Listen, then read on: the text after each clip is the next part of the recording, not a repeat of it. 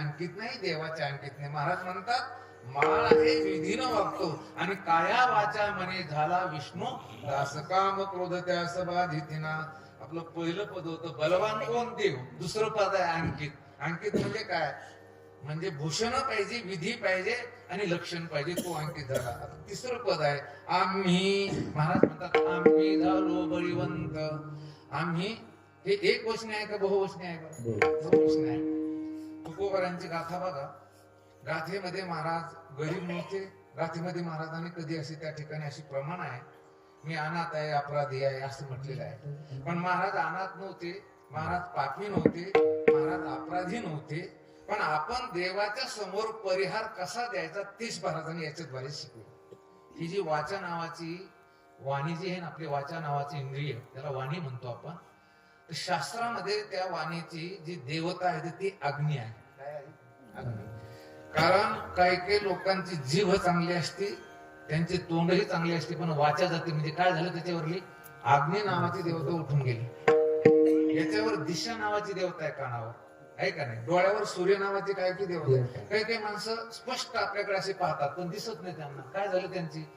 आता यांचं सायन्स काही सांगू, पण आमचं काय सांगतं की त्याच्यावरली देवता निघून गेलेली आहे. मग वाचेवर जर अग्नी नावाची देवता आहे, तर तुम्ही भगवान बाबाच्या समोर पुण्य केलेलं सांगता का पाप केलेलं सांगता? खरं सांगायचं बरं. आपण काय सांगतो देवाच्या पुढे?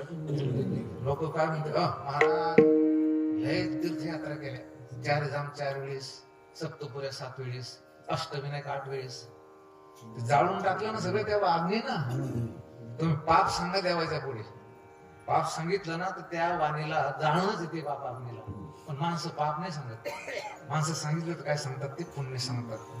मग आपण देवाच्या समोर पापाचा त्या ठिकाणी उच्चार करायला पाहिजे. ह्याच्यासाठी महाराज म्हटले मी तव अनाथा पराधी कर्महीन मती म्हणून बुद्धी तुझे मी आठविले नाही कधी वाचे कृपानिधी माय बापा. मी तव अवगुणी अन्यायी. बघा तुकाराम महाराज अवगुणी नव्हते, अन्यायी नव्हते, अनाथ नव्हते, अपराधी नव्हते.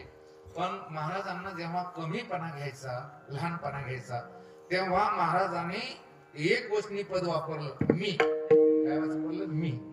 आणि जेव्हा चांगलेपणाचा त्या ठिकाणी उच्चार करायचा ना, त्यावेळेस महाराजांनी आम्ही वापरला. आम्ही शब्दाचा अर्थ काय सांगू? आपण सगळीच सगळी. बळ्याचे अंकित आम्ही तुम्हाला हजारो प्रमाण देईल मी. मुनी मुक्त झाले भेणे गर्भवासा आम्हा विष्णुदासा सुलभ होतो. तुकोबऱ्या भंडारा डोंगरावर जायचे.